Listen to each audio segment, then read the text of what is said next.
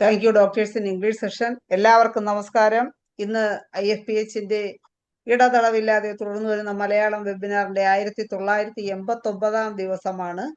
ഇന്നത്തെ മലയാളം സെഷനിൽ നമുക്ക് ഒരു അവലോകനമാണ്. നമ്മളെല്ലാവരും അറിഞ്ഞതാണ്, നമ്മുടെ 2000 സെലിബ്രേഷൻ കഴിഞ്ഞ ഞായറാഴ്ചയായിരുന്നു.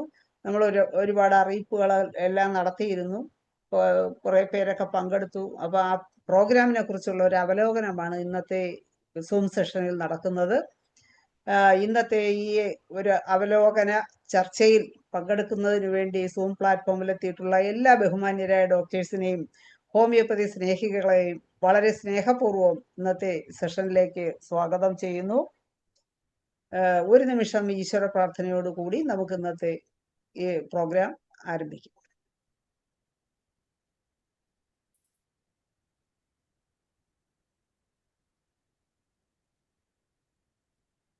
നന്ദി.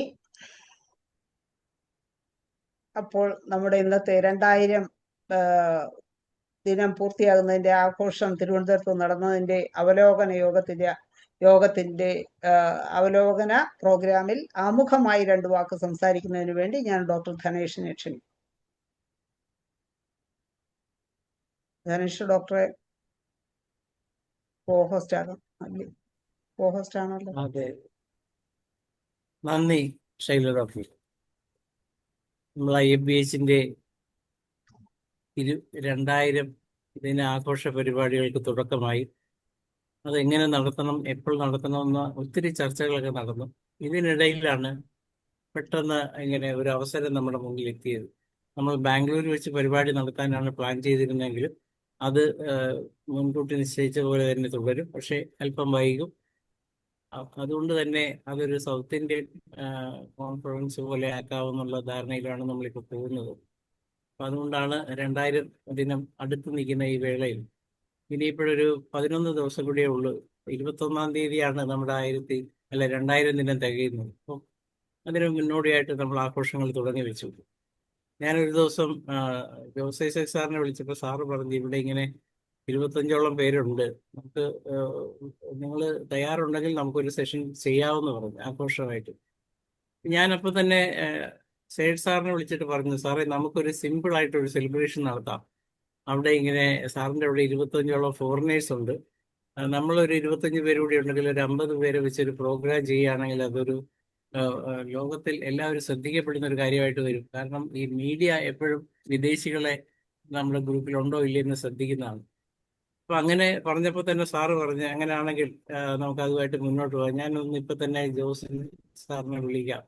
അങ്ങനെ ജോസ് സാറിനെ വിളിച്ചിട്ട് 5 മിനിറ്റ് കഴിഞ്ഞപ്പോൾ എന്നോട് പറഞ്ഞ് അതുമായിട്ട് മുന്നോട്ട് പോകാം, ഇപ്പം തന്നെ അതിൻ്റെ കാര്യങ്ങളൊക്കെ തുടങ്ങിക്കൊള്ളാൻ പറഞ്ഞു. ഞങ്ങൾ കഴിഞ്ഞ ദിവസം ട്രസ്റ്റിലും ഇങ്ങനെ ഒരു ചർച്ച വന്നിരുന്നു, പക്ഷെ തീരുമാനമായിട്ടില്ല. അത് ഞാൻ ട്രസ്റ്റിൽ പാസ്സാക്കി എടുക്കാം. അതുകൊണ്ട് ധൈര്യമായിട്ട് മുന്നോട്ട് പോകാൻ പറഞ്ഞു. അപ്പം നമ്മളതനുസരിച്ച് അടുത്ത ദിവസം തന്നെ നമ്മുടെ ഗ്രൂപ്പിൽ എഴുതിയിട്ടു.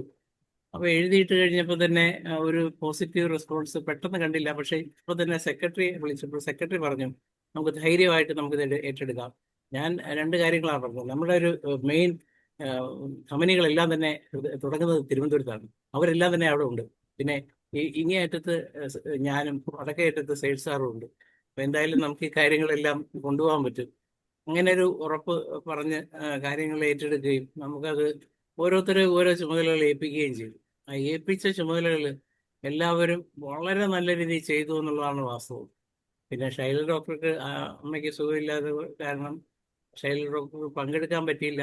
എന്നിരുന്നാൽ പോലും ആ കാര്യങ്ങളിലെല്ലാം ആക്റ്റീവായിരുന്നു. ബാക്കി ഇപ്പം തുടങ്ങിയത് തന്നെ നമ്മൾ 8:30-ക്ക് തുടങ്ങണം. ആദ്യം 9-10 മണിയാണ് പ്ലാൻ ചെയ്തിരുന്നത്. പക്ഷെ അത് നമ്മുടെ ആദ്യത്തെ ദിവസം നമ്മൾ ചാണ്ടി ഉമ്മനെ വെച്ച് ഉദ്ഘാടനം ചെയ്യാനുള്ള ശ്രമങ്ങൾ നടത്തി. അപ്പോഴാണ് അദ്ദേഹത്തിന് രാവിലെ എത്താൻ പറ്റില്ല എന്നറിയിക്കുന്നത്. അപ്പോഴാണ് പിന്നെ അവിടുത്തെ മേയറെ കാണാൻ ശ്രമിച്ചു. അപ്പോൾ മേയർക്കും അത്യാവശ്യം ഡൽഹി ട്രിപ്പ് ഉള്ളതിനാൽ വരാൻ പറ്റില്ലെന്ന് അറിയിച്ചു. അങ്ങനെ ലാസ്റ്റാണ് നമുക്ക് MLA-യുടെ കൺസെന്റ് കിട്ടിയത്. അദ്ദേഹവും പറഞ്ഞത് രാവിലെ ആണെങ്കിൽ മാത്രമേ എനിക്ക് പറ്റുള്ളൂ. അപ്പോൾ അത് ഉർവശിച്ചായപ്പോൾ ഉപകാരമായി എന്ന് പറഞ്ഞ രീതിയിൽ അദ്ദേഹം 8:30-ക്ക് പറയുകയും നമ്മളത് ഏറ്റെടുക്കുകയും ചെയ്തു. പരിപാടി 8:45 തന്നെ നമ്മൾ തുടങ്ങി എന്നുള്ളതാണ് വാസ്തു. അദ്ദേഹം 8:40 കഴിഞ്ഞപ്പോൾ തന്നെ എത്തി. 8:45 തന്നെ നമ്മൾ പരിപാടി തുടങ്ങി. വളരെ നല്ല രീതിയിലായിരുന്നു ഉദ്ഘാടന സമ്മേളനം തുടങ്ങി നടന്നത്. അതിന് എല്ലാവരും വളരെ നല്ല രീതിയിൽ സപ്പോർട്ട് ചെയ്തു. നമ്മൾ അതുപോലെ മെമ്പേഴ്സിനെ കൊണ്ടുവരുന്ന കാര്യത്തിൽ നമ്മൾ അഡ്വർടൈസ്മെന്റ് ഇത് കൊടുത്തപ്പോൾ തന്നെ കുറെ പേര് റെസ്പോണ്ട് ചെയ്തു. അതിൽ മനോജ് ഡോക്ടർ എല്ലാവരെയും പേഴ്സണലായിട്ട് വിളിച്ചു. നമ്മളിവിടെ പേപ്പർ വർക്ക് ചെയ്യുമ്പോഴും മനോജ് ഡോക്ടർ ഓരോരുത്തരെയും വിളിച്ചു പറഞ്ഞു. അങ്ങനെ വിളിച്ചു പറഞ്ഞു എല്ലാവരും തന്നെ അപ്പൊ തന്നെ അതിനൊരു കോൺട്രിബ്യൂഷൻ അയക്കാൻ പറഞ്ഞു. ഒരു 1000 റുപ്പീസ് വെച്ചാണ് അത് കോൺട്രിബ്യൂട്ട് പറഞ്ഞത്. ആദ്യം നമ്മൾ 1500 പ്രതീക്ഷിച്ചെങ്കിലും നമ്മളത് വേണ്ട. അതിന്റെ കാരണം ജോസഫ് സാറിന്റെ സാറിന്റെ ക്ലാസ് എടുക്കുന്ന സ്ഥലം നമുക്ക് ഫ്രീ ആയിട്ട് തരാമെന്ന് പറഞ്ഞ് സാറിന്റെ ഹോള് തരാം, അതുപോലെ തന്നെ ഹോളിലുള്ള മറ്റ് അനുബന്ധ കാര്യങ്ങളും ഒക്കെ തരാമെന്ന് പറഞ്ഞു. അപ്പൊ പിന്നെ നമുക്ക് അങ്ങനെയുള്ള ചെലവുകൾ അങ്ങനെ കൂടുതൽ വരില്ല, മറ്റു കാര്യങ്ങളൊക്കെയാണ് വരുന്നത്. അപ്പൊ സെക്രട്ടറി വളരെ അതിഗംഭീരമായ ഒരു പ്രകടനമാണ് നടത്തിയത്. അവിടെ ഓടി നടന്ന എല്ലാ കാര്യങ്ങളും 2 ദിവസം കൊണ്ട് നമ്മൾ ഇവിടെ നിന്ന് ടൈപ്പ് ചെയ്ത് വിടുന്നു. ഡോക്ടർ അവിടെ സെക്രട്ടറി എല്ലാ കാര്യങ്ങളും ചിട്ടയോടുകൂടിയും വേഗത്തിലും, അതിനോടൊപ്പം തന്നെ അനിൽകുമാർ ഡോക്ടർ കൂടെ ഉണ്ടായിരുന്നു. ഈ രീതിയിലാണ് നമ്മൾ മുന്നോട്ട് പോയത്. പ്രോഗ്രാം തുടങ്ങിയപ്പോൾ അതിന്റെ ലൈവ് പരിപാടിക്ക് ഹിബർ ഡോക്ടർ അനിൽകുമാർ ഡോക്ടറും കൂടെ അതിന്റെ നമ്മുടെ സൂമിലെ ലാപ്ടോപ്പും ക്യാമറയും ഒക്കെ സംഘടിപ്പിച്ച് അവർ ലൈവായിട്ട് ആ പ്രോഗ്രാം എഡിറ്റ് ചെയ്തെടുത്തു. അതുപോലെ തന്നെ അത് ഫുള്ളായിട്ട് അവിടെ ഇരുന്ന് ഹിബർ ഡോക്ടർ കൈകാര്യം ചെയ്തു. പിന്നെ അതുപോലെ നമ്മൾ പ്രോഗ്രാം ഉദ്ഘാടകൻ മാറിയതിനു ശേഷം സയന്റിഫിക് സെഷൻ തുടങ്ങുന്നതിന് വേണ്ടി ഉദ്ഘാടനത്തിന് സെയിൽ സാറിനെയാണ് നിശ്ചയിച്ചിരുന്നത്. അപ്പം സാറ് വരില്ല എന്ന അറിയിപ്പ് കിട്ടിയപ്പോൾ ഉടൻ തന്നെ ഞാൻ അനിൽകുമാർ ഡോക്ടറെ വിളിച്ചു പറഞ്ഞു, പ്രസിഡന്റും വൈസ് പ്രസിഡന്റും ഇല്ല, അപ്പൊ സ്വാഭാവികമായിട്ടും ഇന്ന് ട്രഷറാണ് അത് ഉദ്ഘാടനം ചെയ്യേണ്ടത്. അയ്യോ ഡോക്ടറെ, ഞാനല്ല ചെയ്യേണ്ടത്, അത് സീനിയേഴ്സ് ആയിട്ടുള്ള ആരെങ്കിലും ചെയ്യും. ഞാൻ പറഞ്ഞ ഡോക്ടറാണ് ഇപ്പോൾ ഈ ട്രസ്റ്റിലുള്ളതിലും നമ്മുടെ ഒഫീഷ്യലായിട്ടും സീനിയർ ആയിട്ടുള്ളത്, അതുകൊണ്ട് ഡോക്ടർ തന്നെ ചെയ്യണം. ഡോക്ടർ ഓട്ടോ താങ്ക്സ് ആണ് വെച്ചിരുന്നത്. അത് ഓട്ടോ താങ്ക്സ് ഞാൻ പറഞ്ഞുകൊള്ളാം, പക്ഷെ ഡോക്ടർ ഇത് ചെയ്യണം എന്ന് ഞാൻ പറയുകയും അപ്പോൾ ഡോക്ടർ അങ്ങനെ സമ്മതിക്കുകയും അന്നൊക്കെ കുഴപ്പമില്ല ഞാൻ പറഞ്ഞോളാം എന്ന് ഞാൻ ഉദ്ഘാടനം ചെയ്തോളാം എന്ന് സമ്മതിക്കുകയും ചെയ്തു. ഇങ്ങനെയാണ് നമ്മുടെ അണിയറ പ്രവർത്തനങ്ങളൊക്കെ നടന്നത്. അതുപോലെ തന്നെ കാര്യങ്ങൾ 8:40 തുടങ്ങി ഉദ്ഘാടനം നടത്തി. കാര്യങ്ങളെല്ലാവരും ഇതിന്റെ പ്രത്യേകത എന്ന് പറഞ്ഞാൽ അവർ 25 പേര്, അതായത് മെജോറിറ്റിയോളം തന്നെ ആ സമയത്ത് അവരുണ്ട്. അപ്പം നമ്മൾ പറയുന്ന ഓരോ വാക്കും ഓരോ വാചകവും അപ്പൊ തന്നെ അവരുടെ ഭാഷയിലോട്ട് ട്രാൻസ്ലേറ്റ് ചെയ്യുന്നുണ്ടായിരുന്നു. അതുകൊണ്ട് തന്നെ എല്ലാത്തിനും ഇരട്ടി സമയം വേണ്ടി വന്നു. നമ്മൾ പ്രസന്റേഷനുകളാണെങ്കിലും അതുപോലെ തന്നെ പ്രസംഗങ്ങളാണെങ്കിലും എല്ലാം ഇപ്പൊ MLA ആണെങ്കിൽ പോലും അദ്ദേഹം പറയുന്ന ഓരോ സെന്റൻസ് കഴിയുമ്പോഴും അത് ട്രാൻസ്ലേറ്റ് ചെയ്യുന്നുണ്ടായിരുന്നു. അപ്പം അതെല്ലാം അതനുസരിച്ച് അവരെല്ലാം വളരെ നല്ല രീതിയിൽ കൈയടിക്കുകയും പ്രോത്സാഹിപ്പിക്കുകയും ഒക്കെ ചെയ്യുന്നുണ്ടായിരുന്നു. ഫോറിനേഴ്സും അവരുടെയൊക്കെ എക്സ്പ്രഷൻ തന്നെ വളരെ സന്തോഷത്തിലായിരുന്നു അവരെല്ലാം. ശരിക്കും ഒരു ആഘോഷത്തിന്റെ എല്ലാ ലക്ഷണങ്ങളും ഉണ്ടായിരുന്നു എന്നുള്ളതാണ്. ഇതിനിടയിലാണ് നമ്മുടെ ഈ മാധ്യമ ചർച്ചയ്ക്ക് വേണ്ടി ആളെ സംഘടിപ്പിക്കണം, പത്രസമ്മേളനം നടത്തണമെന്നൊക്കെ പറഞ്ഞ് നമ്മൾ ഗ്രൂപ്പിലിടുകയും ഉടൻ തന്നെ AK ഡോക്ടർ അത് ഏറ്റെടുക്കുകയും AK ഡോക്ടർ അപ്പം തന്നെ അവരെല്ലാം കാര്യങ്ങൾ അറിയിക്കുകയും ഡോക്ടർക്ക് വരാനാവില്ല എന്നുള്ള കാര്യം വിളിച്ചു പറയുകയും ചെയ്തു. പക്ഷേ ഡോക്ടർ ഒരു കാര്യം ചെയ്തു, മറുനാടനെ വിളിക്കുകയും ഇത് കംപ്ലീറ്റ് കവറപ്പ് ചെയ്യണമെന്ന് അഭ്യർത്ഥിക്കുകയും ചെയ്തപ്പോൾ അവർ വരികയും ഈ സൈമൾട്ടേനിയസ് ആയിട്ട് അന്നത്തെ പ്രോഗ്രാം നല്ലൊരു ഭാഗം അവർ എഡിറ്റ് ചെയ്തെടുക്കുകയും ചെയ്തു. കുറച്ച് ഇന്റർവ്യൂ നടത്തി, അത് വെച്ചുകൊണ്ട് അവർ നല്ലൊരു വീഡിയോ ഇറക്കി. ഇടയ്ക്ക് വളരെ നല്ല രീതിയിൽ അത് റേറ്റിംഗിൽ പോയിക്കൊണ്ടിരിക്കുകയാണ്. അത് തന്നെ നമ്മളുടെ ഈ പ്രവർത്തനങ്ങൾക്കുള്ള ഏറ്റവും നല്ലൊരു അംഗീകാരമായിട്ടാണ് ഞാൻ കാണുന്നത്. പിന്നെ നമ്മുടെ ഈ പ്രോഗ്രാമിൽ ഫുഡിന്റെ കാര്യം അതെല്ലാം തന്നെ ജോസഫ് സാർ അവിടെ ഇടപാട് ചെയ്തിരിക്കുകയായിരുന്നു. പക്ഷെ ഫണ്ട് എല്ലാം നമ്മൾ IFBS ആണ് കൊടുക്കുന്നത്. അതുകൊണ്ട് തന്നെ ആ രീതിയിലൊന്നും നമുക്ക് കൂടുതൽ ഓടേണ്ടി വന്നില്ല. ഷഫീഖ് ഡോക്ടറെ ഏൽപ്പിക്കാമെന്നാണ് നമ്മൾ ആദ്യം പ്ലാൻ ചെയ്തിരുന്നെങ്കിൽ, അപ്പൊ സാർ പറഞ്ഞു ഞാൻ തന്നെ എല്ലാം നോക്കിക്കൊള്ളാം, ഇവിടെ സ്ഥിരം സപ്ലൈ ചെയ്യുന്ന ആൾക്കാരുണ്ട്. അപ്പൊ അങ്ങനെ ആ കാര്യങ്ങളെല്ലാം നടന്നു. നമുക്ക് ഏകദേശം ഒരു 40-45 രൂപയുടെ അടുത്തൊക്കെ അങ്ങനെയുള്ള ചെലവുകൾ വന്നിരിക്കുന്നത് എല്ലാം കൂടി. ബാക്കി എന്ന് പറയുന്നത് എത്ര കിട്ടിയെന്നൊന്നും എനിക്കറിയില്ല. ഒരു ഏകദേശ രൂപമാണ് ഞാൻ പറയുന്നത്. അതൊക്കെ ട്രഷറാണ് പിന്നീട് പറയുന്നത്. അപ്പോൾ കുറച്ച് ബാധ്യതകൾ നമുക്കുണ്ടാവും. എന്നാൽ പോലും നമ്മളുടെ ഈ മൊത്തം ചെലവ് മേടിച്ച് നോക്കുമ്പോഴത്തേക്ക് നമുക്കൊരു 5 ലക്ഷം രൂപ മുടക്കിയതിന്റെ എഫക്റ്റ് ആണ് നമുക്ക് കിട്ടിയിരിക്കുന്നത്. ഇതുകൂടെ പറയാൻ ആഗ്രഹിക്കുകയാണ്.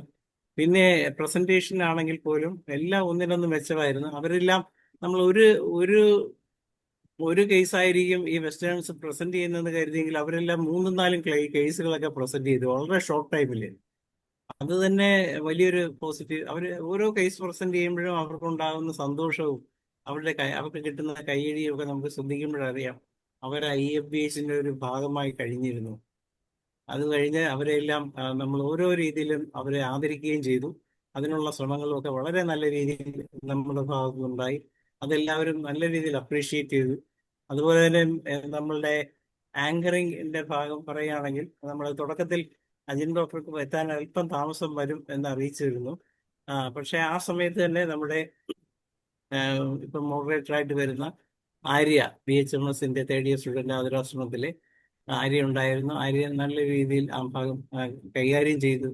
അതുപോലെ തന്നെ പ്രസന്റേഷൻ തുടങ്ങിയപ്പോൾ നമ്മുടെ ഉച്ചകഴിഞ്ഞുള്ള സെഷനിൽ നമ്മുടെ ഒരു കുട്ടിക്ക്, ഒരു വിദ്യാർത്ഥിക്ക് ഹൗസ് സർജന് നമ്മളൊരു അവസരം കൊടുത്തിരുന്നു. അത് നല്ലൊരു കേസാണ് അദ്ദേഹം പ്രസന്റ് ചെയ്തത്.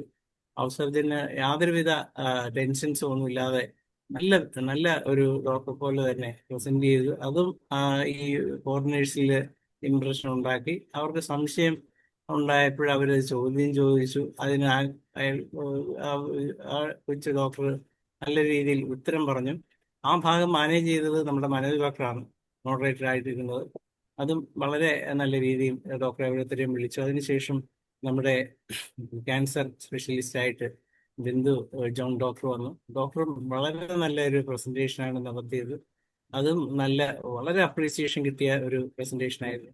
തൊട്ടു പിന്നാലെ വെടിക്കെട്ടുമായിട്ട് നമ്മുടെ ബിന്ദു BR ഡോക്ടർ എത്തി. അതും വളരെ നല്ല ഒരു രീതിയിൽ തന്നെ ഓട്ടിസത്തിന്റെ കേസുകളായിരുന്നു.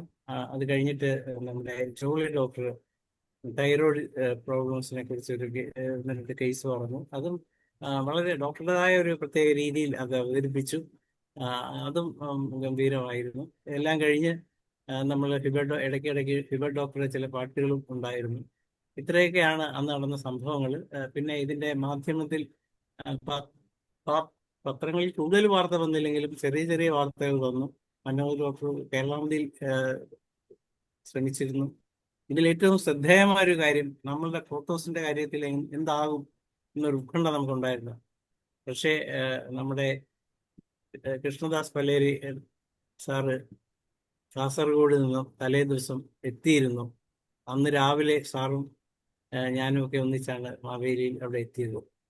ആ ഫോട്ടോ സെഷൻ നല്ല രീതിയിൽ സാറാണ് എടുത്തത്. സാറിൻ്റെ നല്ലൊരു ക്യാമറ ഉണ്ടായിരുന്നു.